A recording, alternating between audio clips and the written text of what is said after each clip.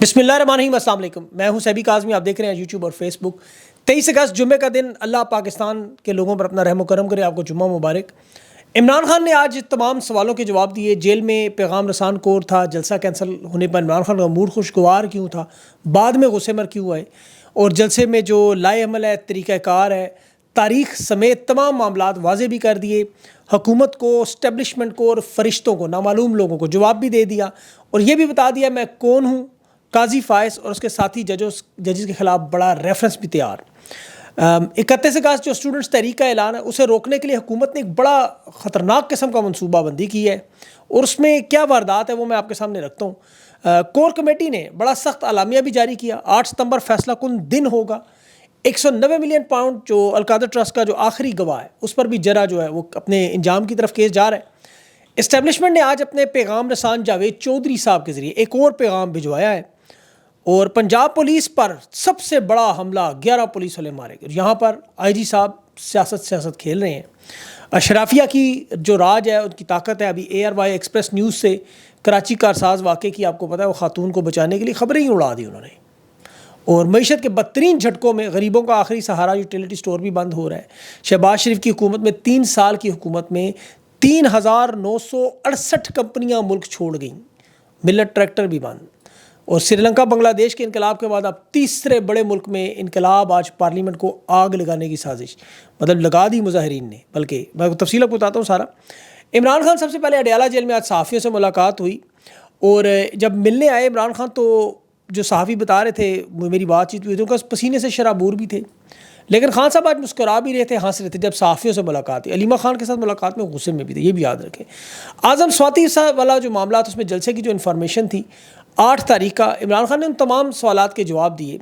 General فیض حمید کے trial کے معاملے پر بھی بات کی کہ اس ٹرائل سے کیا معاملات ہو سکتا ہے، اور اعظم رساں کون تھا، کون پیغام لے کر آیا، اور فون جو تھے مطلب جو کس نے لا کے دیا۔ یہ عمران خان نے دیکھیں ان باتوں کو تو ویل لیفٹ کر دیا، ہنستے ہوئے کہا کہ میری بہرحال ملاقات حکومت سے نہیں، سب جانتے ہیں اسٹیبلشمنٹ سے تھی، یہ حکومت کے لوگ نہیں تھے، اور یہ اسٹیبلشمنٹ کے باقاعدہ گھٹنے ٹیکنے کی سب سے بڑی وجہ۔ عمران خان انہیں فیس سیونگ دے رہا ہے حقیقت معنوں میں۔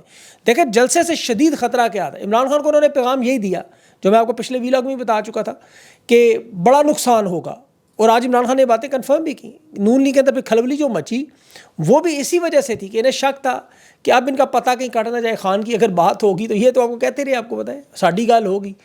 اب چونکہ عمران خان کو انہوں نے کہاں سے گھیرا کہ خادم مدینہ، ختم نبوت کا معاملہ، آپ کو پتہ ہے دینی جماعتیں احتجاج کر رہی ہیں، انہوں نے کہا جی بہت بڑا انتشار ہوگا، اور ایک سرکاری بلڈنگ پر حملہ بھی ہوگا بہت بڑا۔ عمران خان نے پھر اس معاملے پر، دہشت گردی کے معاملے پر، اور جب یہ کہا گیا اسٹیبلشمنٹ کی طرف سے کہ 9 مئی سے بڑا کریک ڈاؤن کریں گے، تو عمران خان کریک ڈاؤن سے تو نہیں ڈرتے، وہ تو جیل میں آلریڈی، لیکن جب انہوں نے کہا جلسہ نہ روکا تو یہ جو باقی لوگ ہیں آپ کے وہ بھی، اور دیکھیں ابھی جو انہوں نے اٹھائے ہیں لوگ، ذرا ان کی فہرست دیکھیں، کوئی ریڈی والا، کوئی غریب، کوئی مسکین۔ اب خان صاحب کو پتہ تھا یہ معاملہ خراب ہوگا۔ ادھر قاضی صاحب نے جو خلاف توقع کام کیا، چیمبر میں بلا کے سارا معاملہ حل کر دیا، یہ بھی کسی کو اندازہ نہیں تھا۔ انہیں لگا تھا قاضی صاحب کھڑے ہوں گے، ڈٹیں گے، لیکن یہ ایسا ہوا نہیں۔ اب جلسہ کینسل ہونے سے پہلے عمران خان نے اب پارٹی کو یہ بھی کہا کہ اگر جلسہ کینسل کرنا اپنی صوابدید پہ کریں، لیکن جو حالات ہیں اس پہ پارٹی ذمہ داری لینے پر تیار نہیں تھی۔ پھر عمران خان نے کہا ٹھیک ہے۔ اب عمران خان انہیں بتا رہے ہیں کہ حکومت کی ذمہ داری ہے، آپ عدالتوں کے فیصلوں پر چلیں، اور اگر 8 تاریخ کو جلسہ اگر کسی نے روکنے کی کوشش کی، اب نہیں رکنا، اب جو مرضی ہو، اب ہم آگے بڑھیں گے ہی بڑھیں گے، چاہے جو مرضی ہو جائے۔ اور یہ بہت بڑی اہم بات ہے۔ دیکھیں عمران خان کو جنرل فیض کے ٹرائل سے ڈرانے کی کوشش کی گئی۔ یہ پوچھتے رہے کون ہیں آپ کو، عمران خان کون ہوتے ہیں کہنے والے۔ عمران خان نے آج جواب دے دیا میں پاکستان کی سب سے بڑی پارٹی کا سربراہ ہوں۔ خیر میں نے اس پر پورا تفصیل سے ایک ویلاگ کیا ہوا ہے۔ اب اوپن ٹرائل کا فیصلہ، جوڈیشل ٹرائل کا فیصلہ، اگر جنرل فیض ملوث ہیں یا نہیں، کیا یہ ملٹری کا ایشو ہے یا کوئی سیکرٹ انٹرنیشنل ایشو ہے؟ عمران خان نے کہا ہرگز نہیں، یہ اوپن ٹرائل کریں، اگر آپ مجھے جوڑ رہے ہیں اس کے ساتھ تو حمید الرحمان کمیشن کی رپورٹ کی طرح یہ سامنے لائے، ورنہ جس طرح وہاں 3 دفعہ آپ کو مارشل لا لگانا پڑا، اس کے بعد یہاں بھی معاملہ ایسے ہی جائے گا۔ ایک صحافی نے عمران خان سے آڈیو لیک جو علیمہ خانم صاحبہ کی ہوئی وہ بھی پوچھا۔ عمران خان نے کہا یہ پارٹی کے لوگ ناراض ہیں، ظاہر ہے جلسہ ملتوی نہیں ہونا چاہیے، لوگوں کو غصہ ہے، لوگ چاہتے ہیں میں رہا ہوں، لیکن وہ میں ڈائریکٹ عمران خان خود اپنی رہائی کی بات نہیں کرتے، اس وجہ سے نہ۔ لیکن اب ہم ہر ضلع میں جلسہ کریں گے, ہر جگہ پہ جلسہ کریں گے جہاں ہمارا دل کرے گا. اب ہمیں کوئی نہیں روک سکتا. عدالتوں سے ہم اجازت لیں گے, عدالت کی ذمہ داری ہے انتظامیہ کو سنبھالے. دوسری جو اہم بات عمران خان نے قاضی صاحب کی ایکسٹینشن کے ساتھ جوڑی کہ جوڈیشل پیکج کے ذریعے سینیورٹی لانے کا معاملہ, یہ بڑا اہم معاملہ ہے کہ اگر قاضی صاحب کو یہ چیف جسٹس نہ بنا سکے تو پھر یہ جوڈیشل پیکج کے ذریعے, آئینی ترمیم کے ذریعے کسی کو بھی وہاں بنانے کی کوشش کریں گے صدر. اب اس پر چیف جسٹس, اب اس پر تو صاحبزادہ حامد رضا نے 2 ججز کے ساتھ امین الدین اور نعیم اختر افغان اور قاضی صاحب, ان تینوں پر جوڈیشل ریفرنس ڈال دی ہے. لیکن اصل معاملہ اس وقت طاقت کا کھیل ہے. قاضی صاحب کو دیکھیں لانے کے لیے ان تمام جماعتوں کی حمایت ضرورت ہے. اگر قاضی صاحب کو یہ نہیں لا سکتے, کیونکہ اب ان کی مخالفت مذہبی جماعتوں نے بھی شروع کر دی بہت ہیوی لیول پہ, تو پھر یہ جوڈیشل پیکج کے ذریعے سینیورٹی کے حساب سے منصور علی شاہ کو روکنے کے لیے یہ جوڈیشل پیکج, تاکہ اس میں ججز کی عمر کی مدت کو چینج کیا جائے اور پھر یہ اختیار حکومت کے پاس ہو کہ جس کو مرضی وہ چیف جسٹس لگائے. اب چونکہ تحریک انصاف سب سے بڑی جماعت ہے پارلیمنٹ کی, آئینی ترمیم کرنا بڑا مشکل کام ہے.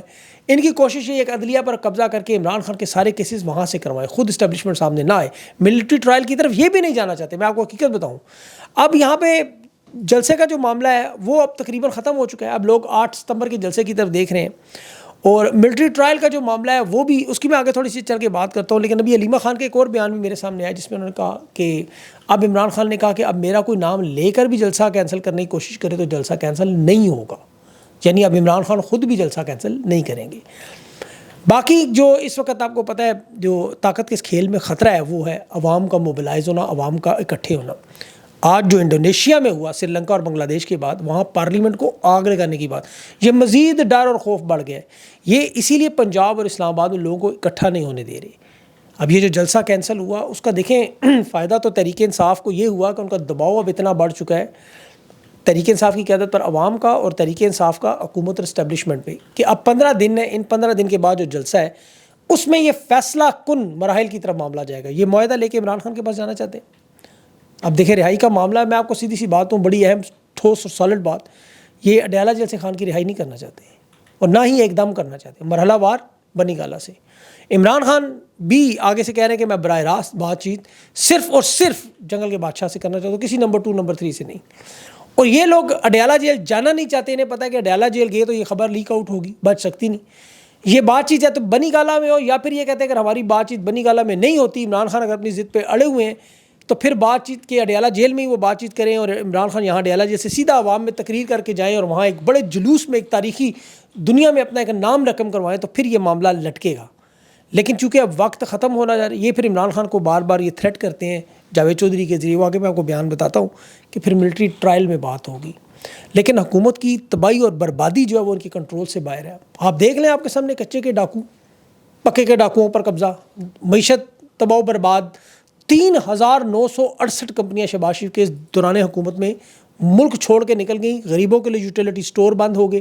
تمام بڑی بڑی برانڈز جو جن کے ساتھ ہم بڑے ہوئے وہ ساری ختم ہوتی جا رہی ہیں. پاکستان کی تاریخ میں وہ تمام کمپنیاں آپ یاد کریں, جو بھی آپ کو یاد ہے اپنی یادداشت میں بچپن, وہ ایک ایک کر کے ساری آہستہ آہستہ پاکستان سے نکلتی ہی ہیں, ختم ہوتی جا رہی ہیں. قبضہ مافیا, منشیات فروش, اسمگلر, ڈاکو, ایلیٹ کلچر, یہ مکمل طور پر چھایا ہوا ہے. ایک خاتون 5 لوگوں گاڑی میں کچلتی ہے, اس خبر کو پاکستان کے بڑے چینلز کی لگانے کی جرت نہیں انہوں نے, بلکہ جو لگی ہوئی ہے وہ بھی اڑا رہے ہیں. مہر بخاری صاحب آپ چونکہ ایئر وائی چھوڑ گئی ہیں تو اب وہ ثانیہ کارساز کی خبر کی بات کر رہی ہیں, اس وقت کرنی انہیں چاہیے تھی جب ایئر وائی میں تھی. بہرحال اب الیکشن کی آپ رپورٹ اٹھا کے دیکھ لیں, فیفن کی, وہ آپ کو عدالتی نظام کا بتا رہی ہے کہ پوری کی پوری کتنی لمبی چارج شیٹ تحریک انصاف کے قومی اسمبلی کے 76 حلقوں میں اور پنجاب کے 72 حلقوں میں ٹریبیونلز میں چیلنج ہے, اور قانون ہے کہ 180 دن کے اندر فیصلہ ہونا ہے.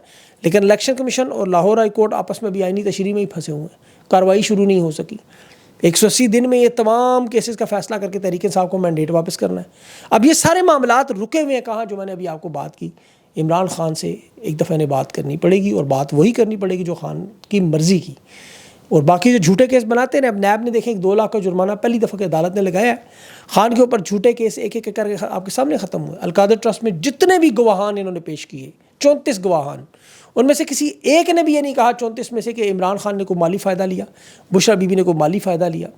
کیونکہ وہ تو صرف ٹرسٹی ہیں، ٹرسٹی کی تو کوئی تنخواہ نہیں، کوئی معاوضہ نہیں، کوئی جائیداد ان کے نام نہیں۔ اب عمران خان کی دیکھیں ذاتی صلاحیتوں کا اور ان چیزوں کا، آج میں شوکت خانم کے ڈنر میں گیا ہوا تھا، وہاں ڈاکٹر فیصل سلطان لاہور سے آئے تھے، میں نے ان سے یہ سوال بھی پوچھا کہ عمران خان کو جیل میں رکھنے کے بعد شوکت خانم کے فنڈز میں کمی آئی یا اضافہ ہوا؟ وہ میرے ٹویٹر پہ آج وہ ویڈیو لگی ہوگی شاید، آپ وہ دیکھ لیجیے گا۔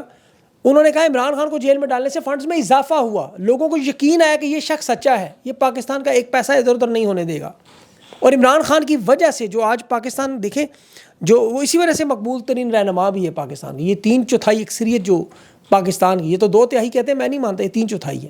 دنیا بھر میں پاکستانی خان پر جان دیتے ہیں۔ شوکت خانم کے فنکشن میں باتیں عمران خان کی ہو رہی، تو یہ اسی لیے عمران خان کو بار بار دھمکیاں دینے کی کوشش کرتے ہیں، روکنے کی کوشش کرتے ہیں۔ پتہ ہے کہ خان کا بہت بڑا قد ہو گیا۔ یہ جاوید چودھری، منیب فاروق، یہ جو بار بار باتیں کرتے ہیں کہ عمران خان کے فوجی ٹرائل کی تیاریاں ہیں، یہ بڑا خطرناک ٹرائل ہوگا جی، ایسے ایسے ثبوت پیش ہوں گے کہ خان کے پاس ان کا کوئی جواب نہیں ہو۔ یہ پچھلے 2 سال سے ہم لوگ مسلسل سنتے آ رہے ہیں کہ جی یہ ٹھوس شواہد ہیں، یہ ہو جائے گا۔ انہوں نے بڑی بڑی پریس کانفرنسز کر کے بتایا، اب تو ان کی باتوں کو کوئی سیریس ہی نہیں لیتا۔ انہیں خطرہ ہے اسٹوڈنٹ تحریک سے، میں آپ کو بتا رہا ہوں، انڈونیشیا والے حالات سے جو بھی وہاں، وہ میں آپ کو بتاتا ہوں آگے انڈونیشیا میں ہوا کیا۔ انہیں خطرہ ہے یہ اسٹوڈنٹ تحریک وہ معاملہ نہ بن جائے گی جس میں تمام سیاسی جماعتوں سے، اب یہ کیا بات کر رہے ہیں، یہ تمام جماعتوں کو کہہ رہے ہیں کہ اپنے اپنی سیاسی جماعتوں کے ونگ کو طالب علموں سے الگ کریں، طالب علموں کو منع کریں کہ یہ سارے جڑی نہ جائیں۔ انہیں خطرہ صرف ISF سے نہیں ہے۔ صدیق جان نے جو بات، ایک بڑی امپورٹنٹ بات کی کہ تحریک انصاف کی لیڈرشپ کو یہ کہا گیا ہے کہ آپ ISF کو لگام ڈالیں، لیکن میری جو خبر ہے وہ صرف ISF نہیں ہے، ان کے ساتھ یہ باقی تمام جماعتوں کے بچے بھی جڑ رہے ہیں۔ اب طلباء اس وقت تحریک انصاف کے نہیں ہے، صرف یہ ذہن سے نکال دیں کہ ISF ہے یا PTI ہے، یہ تمام طلباء ہیں۔ اب چونکہ انہیں اس وقت پلیٹ فارم نظر نہیں آ رہا، اس لیے کام سامنے آپ کو نظر نہیں آ رہا۔ عمران خان تو پرامن ہے، وہ تو دیکھیں بدامنی، انتشار، یہ نہ پہلے جلسے کینسل کر دیتے ہیں، لیکن اسٹوڈنٹ ایسا نہیں کریں گے، یاد رکھیں۔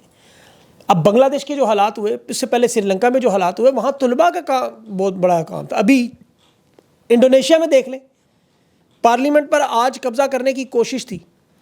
یہ صرف سری لنکا، بنگلہ دیش، انڈونیشیا، افغانستان یا پاکستان، دنیا میں جہاں جہاں طاقت سے روکا جا رہا ہے، جہاں جہاں حقوق چھینے جا رہے ہیں، لوگ پہلے ہی مہنگائی، بے روزگاری سے تنگ ہے، گلوبل انفلیشن آپ کو پتہ ہے کیا ہے، لیکن عوام سب سے بڑا حق جو ان کا مینڈیٹ، ان کا ووٹ ہے، اس پہ لوگ باز نہیں آتے، اس پہ لوگ پیرا بھی دیتے ہیں اور روکتے ہیں ہمیں واپس کریں۔ یہ انڈونیشیا میں نومبر کے الیکشن ہے اور وہاں جو حکومت موجود ہے، صدر جوکووی کے نام سے وہ بڑا مشہور ہے، اور اس نے عدالت سے اپنی مرضی کے 2 فیصلے کروائے اور اپوزیشن کے ساتھ واردات کی۔ اگر میں آپ کو آسان الفاظ میں سمجھاؤں تو یہ پاکستان میں مخصوص نشستوں والا فیصلہ کہہ لیں یا اپوزیشن اتحاد کا گٹھ چوٹ۔ یہ جکارتا جو ان کا کیپٹل ہے، اس کے انتخاب کے لیے گورنر کی ایک تو عمر کا فیصلہ کہ اس کی عمر کی آپ کو پتہ ہے کم از کم عمر 30 سال ہے، وہ یہ چاہتا ہے کم کرے کیونکہ اس کا بیٹا، جو کبھی کا بیٹا، موجودہ صدر کا بیٹا، اس کی عمر ہے 29 سال، یہ چاہتا ہے اسے انتخابات میں منتخب کروا کے اسے گورنر لگا دے۔ وہی واردات، بالکل وہی واردات جو زرداری نے ایک وصیت میں بلاول کو اپنی بنا دیا، یہ جنید صفدر کو جیسے مریم نواز لیا، یا ذوالفقار علی بھٹو کے بعد زرداری اور بلاول اور آصفہ، یہ وہاں میں بالکل انڈونیشیا میں ہوئی، لیکن وہاں لوگ کھڑے ہو کے لوگوں کے ایسا ہم نہیں ہونے دیں گے۔ اچھا، پارلیمنٹ میں وہاں پہ کتنے لوگ تھے حملہ کرنے والے؟ آگ لگا صرف 1000 لوگوں نے صرف یہ معاملہ شروع کیا ہے۔ اب یہاں ووٹنگ شروع ہونی ہے، نومبر میں الیکشن تو ان کا نومبر میں، لیکن یہ آل شریف اور زرداری خاندان سے وہاں انڈونیشیا میں لوگ بری طرح تنگ ہیں، اور وہ چاہتے ہیں کہ صدر اور اس کے جو 2 بیٹے ہیں یہ کسی طور پر باثر عہدوں پر فائز نہ ہو۔ اب وہ اسی لیے سارے عوام میں آ گئی ہے میدان میں، اور یہ ایک آگ شروع ہو گئی، ایک سلسلہ شروع ہو گیا وہاں پہ بھی۔ پارلیمنٹ کی جو وہاں دوسری بڑی جماعت ہے، انہوں نے کیا کیا، صدر جوکووی نے بڑے طریقے سے اس کے اپوزیشن کے سربراہ کو پہلے ہٹایا، اور اس کے بعد جو نیا لے گیا وہ اپنا وفادار، تو وہی آپ کو پتہ ہے وہ نورا کشتی جو پاکستان میں، وہ اب حکومت اپوزیشن دونوں مل کے فرینڈلی اپوزیشن لی گیم، نورا کشتی سے ہم کہتے ہیں زرداری اور آل شریف والی واردات انڈونیشیا میں، لیکن وہاں لوگ کھڑے ہو گئے، لوگوں نے کہا یہ ماننے کو تیار نہیں ہے کہ آپ کے خاندان کے 2 لوگ آ کے بیٹھ جائیں، ان کے باپ کا ملک ہے۔